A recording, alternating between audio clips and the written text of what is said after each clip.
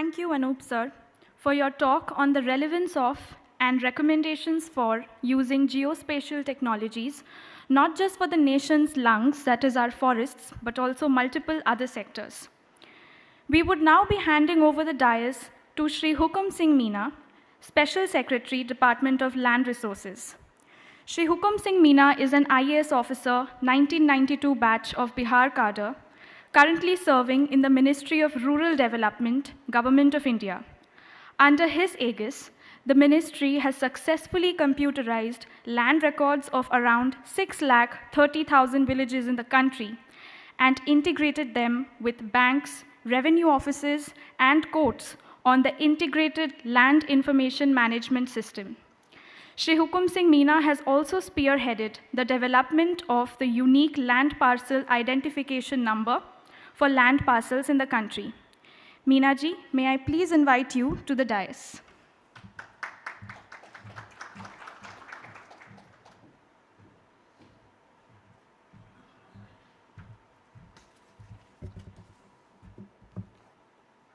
Presentation लगेगी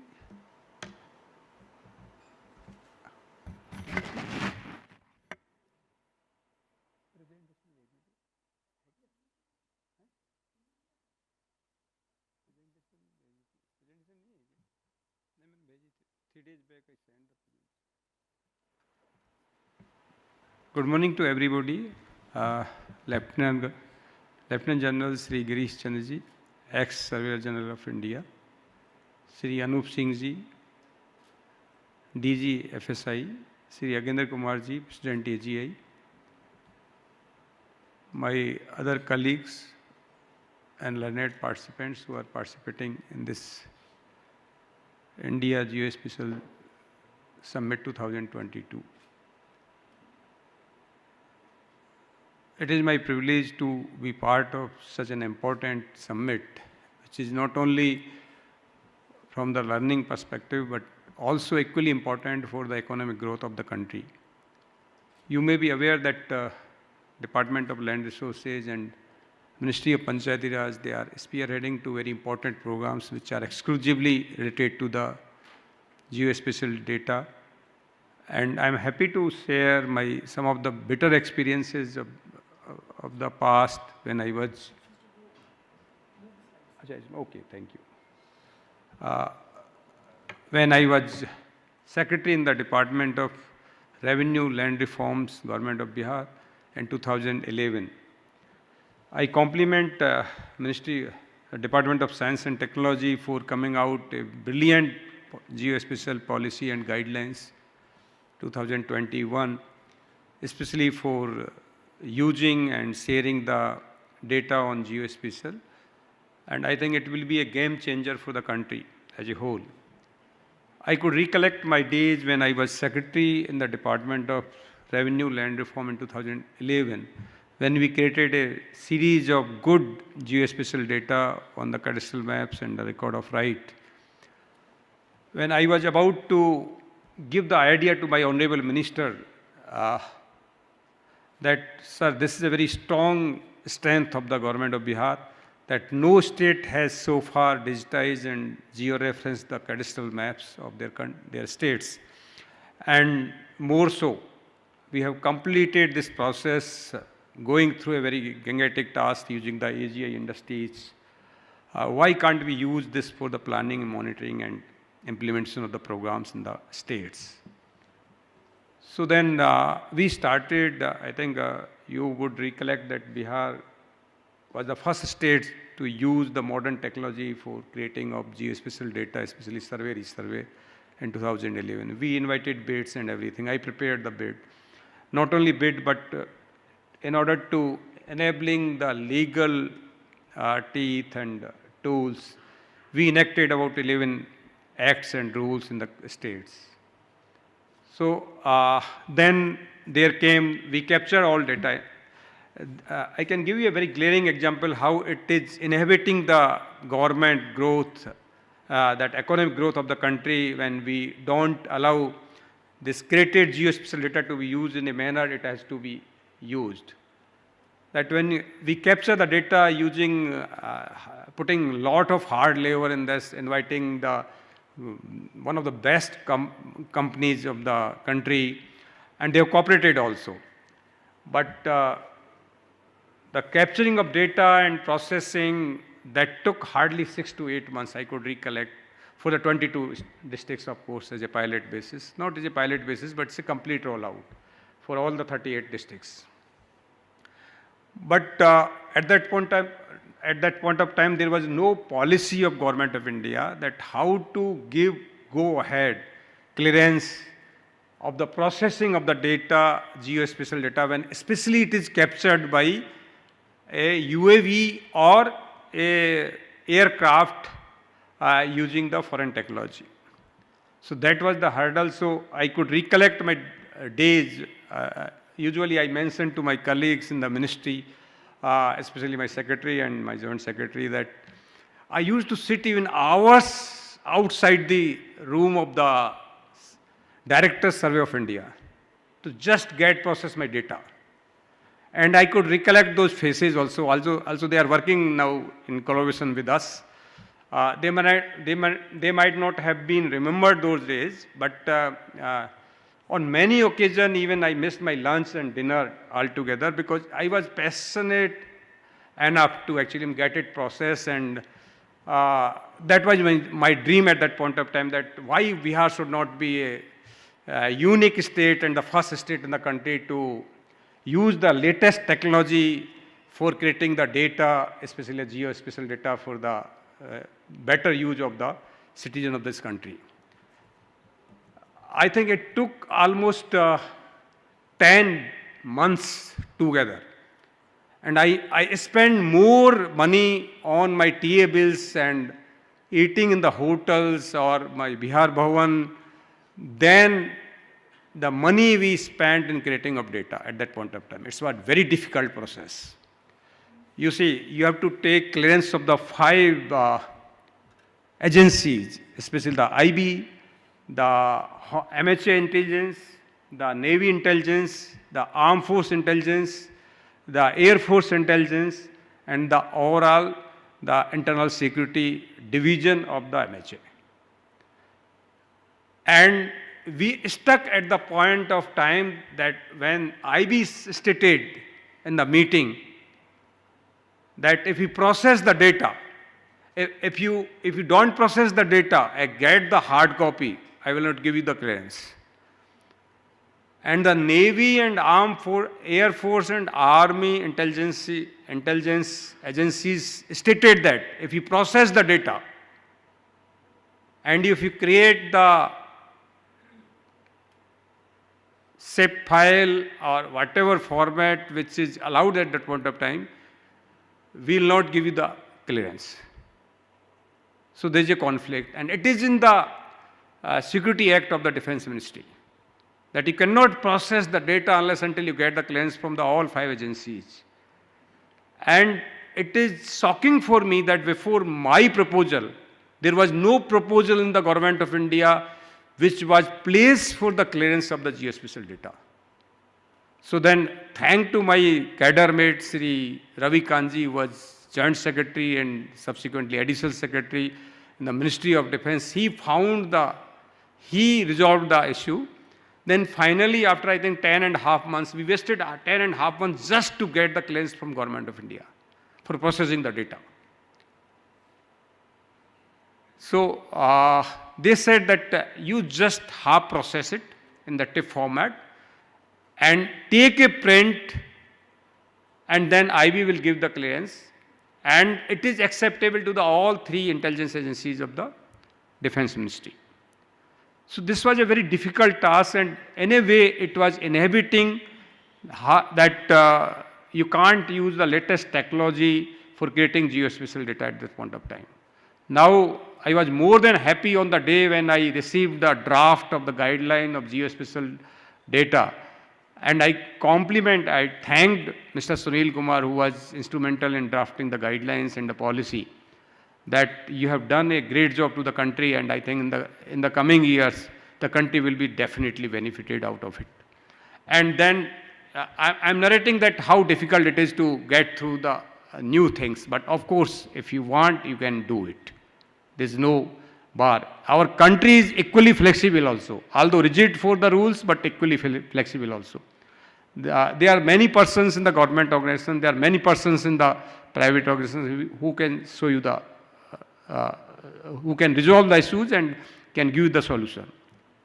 Then second question, when I wanted to put all the geospatial data in the portal of the Bihar government, then there was a question from the DGP and MHA that you can't put those data into the portal because of the security concerns. So I said that what hell you are talking about. All the data which are with the accuracy of, I think, if I could recollect, 10 centimeter to 20 centimeters are available in the Google Earth. Why you are stopping me to put all the data on the portal? So then again there was a meeting, series of meeting, I think meeting after meeting. Then finally we come out with the solution that okay, the IT will find out the method, the software solution that it will be protected and it should not go in the hand of foreigners. So finally it was uploaded on the website, but of course with the password protected. So the limited use. So this is the journey we started in 2011. Mr. Lieutenant General Girish Chandji has already stated, based on my experience of the last 20-25 years. Fortunately, I am a civil engineer by academics. Throughout my career, I have been on this subject. It's by God's grace, not by any design or planning. I have been in the revenue because 9.5 years as a collector, 2 years as SDM, 2 years as ADM, then 4.5 years as a revenue secretary, land and reform, revenue and land reform secretary in the state government, and 7 years in this department, Ministry of Rural Development, dealing with this subject only. And I am happy to share that this year we have been given PM award for the excellence in the public administration also. So there are certain constraints for geospatial data to be used, as Lieutenant General Girish Chandji has told, that first is the data validation, the data creation and data validation. It's a very gigantic task. It's a very major task. When you create data, I face a lot of problems. I will explain with the help of my experiences in the field. When I created this data in the government of Bihar, somebody has filed a PIL in the High Court stating that Mr. Meena is playing with the heritage land records in the state for his own benefit. So I told, what benefit? I am from 1,000 kilometers away from this state. I don't have any. My only interest that these data should not be as a sacred and kept in a record room of the state government. It should be available and accessible to every citizen of this state. That's my objective. So then there's a question. I learned from that experience also. The High Court has questioned me that what is the guarantee, what is the mechanism that whatever data you have generated out of the software is the same which is in the physical form. So then I again returned back to the NIC security team that stating my problem. I made a problem statement that, see gentlemen, the High Court, Honorable High Court is questioning me that the data which is being fed into in the form of software in the storage device is the same and with the same accuracy, with the same quality which is in the physical form. So then we started the major exercise of validating the patuaris. They are measuring everything, then superimposing the digitized form of the data on the physical form of the data. Finally, that NIC, thanks to the NIC came out with a very good software applications which can certify that after the scanning and digitization and vectorization of the data, they can certify that the data which is in the physical form is the same as the data which is stored in the software. And the certificate is endorsed in the storing device itself. So it worked then. So that is second. Now, third point is that the user acceptability. If you create a data which is not acceptable to the users, end users, then what is the use of data? We always tell that if data is not used by the users, it's a dead data.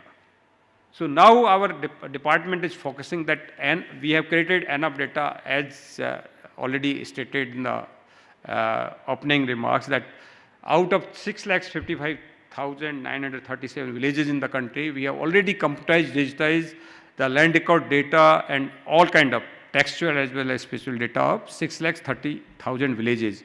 Only 25,000 villages, 25,000 villages are left, and that too in the northeastern states, some of the northeastern states, primarily in Arunachal Pradesh, Meghalaya and Nagaland, where the land is not owned by the government. It's a community ownership. So records are not available with the government. Still we are trying there, and we have a breakthrough linking with the, linking land records with the beneficial scheme of the government of India, like Pradhan Mantri Krishi Samman Nidhi, land compensation for the land acquisition. So now they have started giving records to us, and I think more than 40% we have already computerized. Now the fourth is that the storage of the data. That's another big challenge, because you may be aware that the geospatial data is a very large in volume. So how to store? We have requested MATI that it should be stored in the cloud so that anybody can use, and this data can be used for the planning, monitoring, informed policy decisions, and of course the impact assessment of the programs. So that is the fourth issue.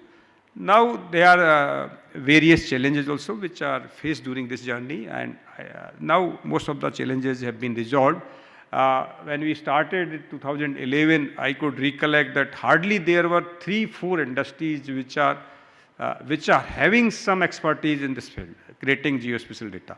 Now you find number of industries number of organizations which are there, and it's very easy for any state to create data. Day before yesterday, yesterday I was in the J&K, and I just inquired that whether you encounter any kind of problems for identifying the good agencies for creating. Actually, they are going for massive survey and geospatial data.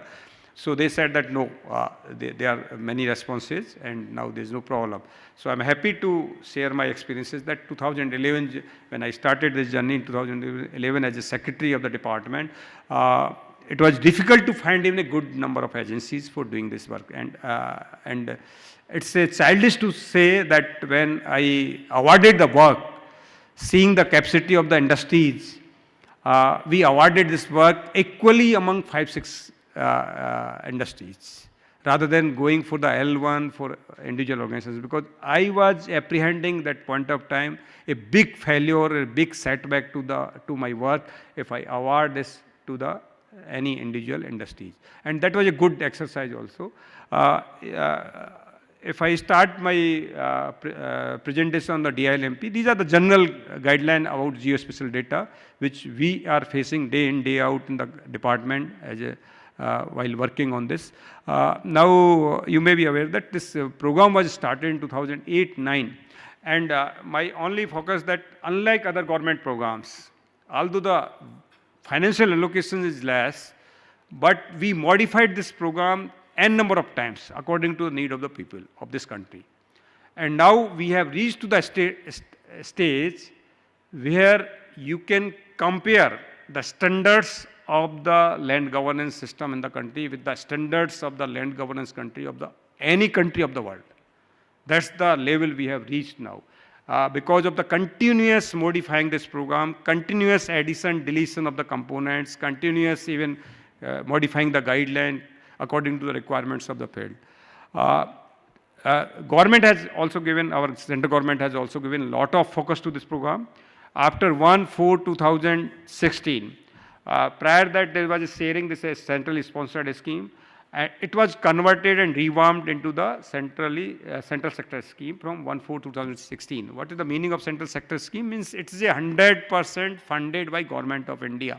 It's not a part of the budget of the state government. So our money is directly, unlike other scheme, our money is directly going from consolidated fund of the Government of India into the account of the PMU created at the state level. It is not going to the state budget.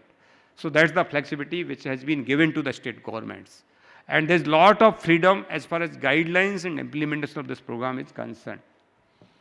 This has been already extended to 2026, and our mission is that there should be an integrated land information management system in the country, wherein any individual from any corner of the country, from any point of time, can see the detail of the land attached to a particular parcel, not only for himself, but for anybody else. I can tell you another very conflicting decision of the Government of Bihar at that point of time, and that affected the decision of the Government of India, which we took in 2016. Earlier, the Government of Bihar, they stated that since the property is a private personal information, so you cannot disclose it on the website. So we fought it right from the state level to the central level, and finally we come out a very good, exciting decision that property owned by individual is not a private information. It's a public information. Everybody in this country has got the right that how you acquire this property. So now you will find that invariably more than 800 million of data on the land records are available on the portal, right from the national level to the state to the individual level, that how much property I own in this country. You can see it, every detail. So that is our aim now, that after resolving all these issues, this is our aim, that there should be an integrated land information management system, wherein we should have inbuilt barcode kind of system, so that as soon as you scan it, every information about the land-related information should be displayed on the portal. So that is our aim. Of course, the objective is because you might be aware that more than 67% disputes are related to the land which are pending in the courts, and they are occupying major space of the court rather than actually giving due importance to the other kind of. So there's a focus that the land disputes should be reduced. There should be a minimum requirement from the citizen that they should visit the offices. There should be a faceless transactions of the properties. You can have a right, you can have a facility that you can see every information related to your property on the portal sitting at the home. There are, of course, 9-10 components. Earlier, there were 3-4 components only, but as per the demand of the state government and as per the requirements of the country, we went on adding the components. Now, you see, when I joined this department 15-16, I conceptualized that we should not have farmer and land relationship kind of data analytics. So we have resolved everything, but we have stuck a point where a person who is owning land in more than one state, you cannot find out the relationship, that how much land he or she is owning in the country. So then we started the next step, that's the integration and linking of the Aadhaar with the land records. So now simply we have already started and we have already completed more than 16%.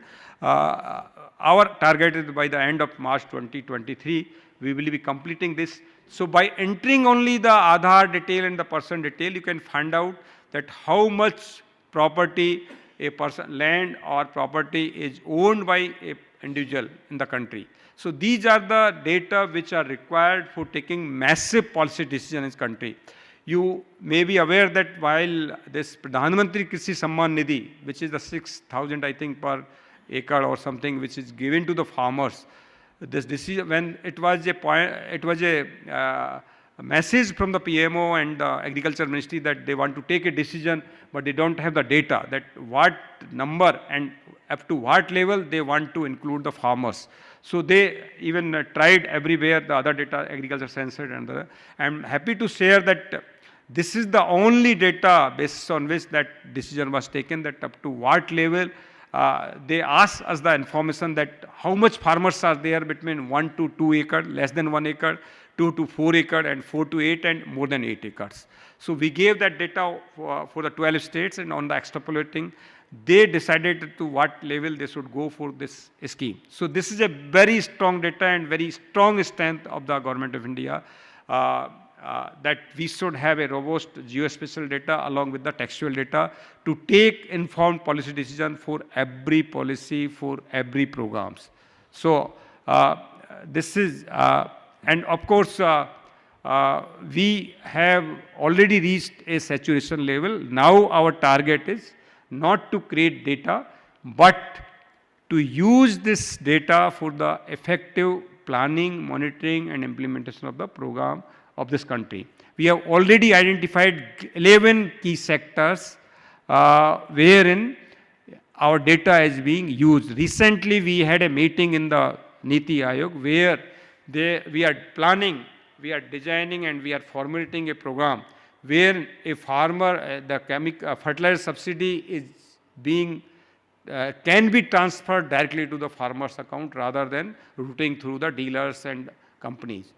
So, इसको mega जी कैसे link करेंगे? Link है map से. So if you see the, I can't have cursor say, you can click the record of, right?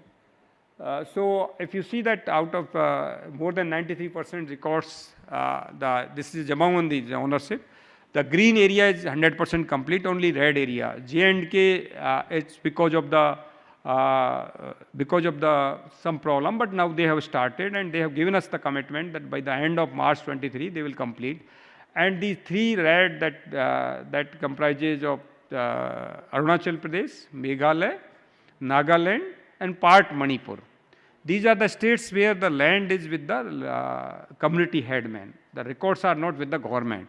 But we have conducted series of meetings in the northeastern. I think I conducted our 5 regional meetings there, and I talked to the community headmen also. We told that we will not disturb your land governance system. It will remain as it is. Only thing that we'll computerize, will give you the technical and financial assistance for this. They have agreed now, and I'm happy to share that Manipur has already completed more than 70%. Mizoram has completed 100%. Arunachal Pradesh and Meghalaya, they are in the way and they have completed more than 30%. They have also given commitment that by the end of March 24, they will complete it. Go back, Megha ji. थोड़ा सा उसको एक आदमी को रहना पड़ेगा. इसमें आपको वापस वहीं जाना होगा. Can you go back? नहीं, उसमें वो ऑप्शन है जाने का. Similarly, for your point of view, the map, the digitized of map is almost more than 70%. Technical, actually, the more skilled manpowers are required. So this is slightly slow, but of course, now if you see the progress of the last year, out of 1 crore 61 lakh the cadastral maps in the country, we have completed, we have digitized and georeferenced about 45 lakhs only in the last year. So this year the states have been given, states have already given the commitment that they will complete it before the end of this financial year. So that's the happy status, because it's a very strong point for the country that if we completely digitize the cadastral maps, georeference them, then they are of immense use. That's my perception, and that's we have already using. Can you click map and FMB? So this is the way. Of course, Gujarat and Rajasthan, they have completed, but I don't know. This is taken from the MIS. They have not filled up the data in the MIS. But only thing, again, that J&K and part Karnataka and that Assam is also there. 5-6 states, but they are in the process and they are already in the advanced stage. I hope that by the end of March 24, another 1.5 years, we will complete it. Next, go back.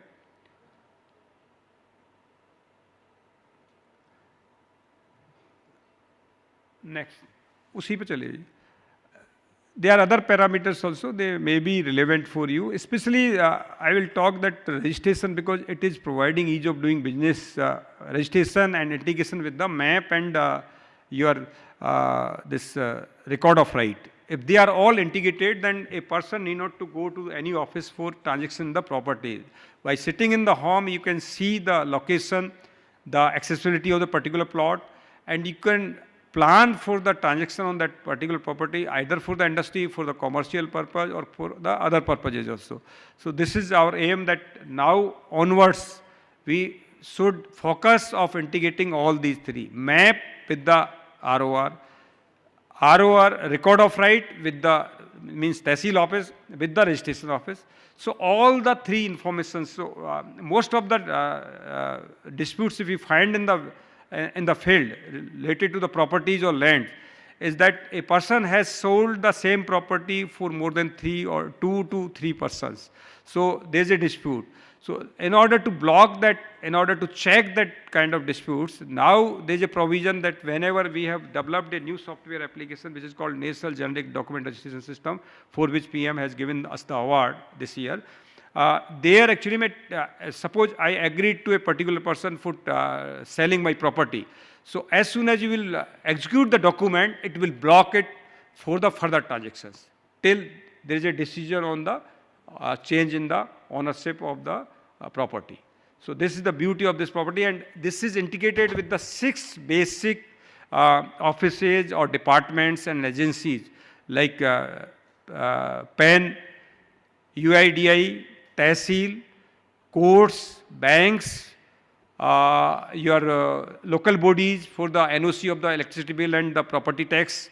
So these are related, forward, there is a forward and backward integration of this registration system with the related offices, so that the required informations can be extracted or pushed to without going physically to those offices for the purpose of execution of the document through APIs, of course.